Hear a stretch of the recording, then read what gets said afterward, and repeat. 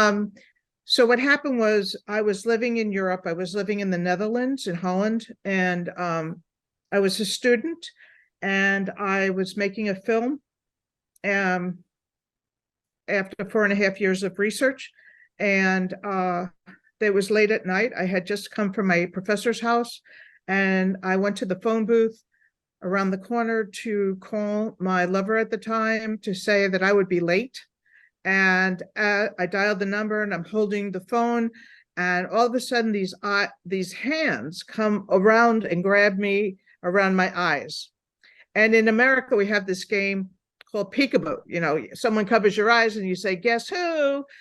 And I realized in that moment there was that familiarity of peekaboo. And then I realized I'm in Amsterdam. Nobody knows me. And I elbowed, and then the hand broke its grip. And then two hands came and they pulled me out of the phone cell. And there were three men.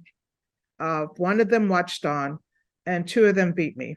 The first kicked my right hip through my rib cage and knocked me to the ground. And one jumped on my chest and started beating my head into the cement. What I remember is sitting up and leaving my body, just like sitting up and raising and rising up and up and up. I went up to this place, kind of like a dense fog, a thick substance, sticky matter type place. And it wasn't bright or light or flashing, or it wasn't any of that for me that time. And I was like, where am I? Kind of a feeling. And then this voice came and spoke to me. And the energy, before I say that, the energy that I was engulfed in was like the most loving, motherly energy I had ever experienced as a human in form. And it was just so like, there was no thinking about it. It was just a physical, tactile experience. And then the voice that spoke to me was male. And he said to me, go back in your body. And I was like, what, are you kidding me? They're beating the heck out of me down there. I don't want to go back in that body, you know.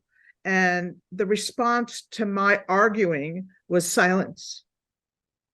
And this silence was the most deafening silence I had ever heard. And I was like, So I learned a couple of things in that moment. One, I learned that whatever you want to call it, the creator, the source, God, goddess, all that is, doesn't have genitals, therefore has no gender. And I started to understand the energy of God to be that first of like a motherly father or a fatherly mother, and it had no gender specific. The voice returned and again said, go back in your body. And I didn't even feel like it's not like I had flesh and I was talking through my mouth.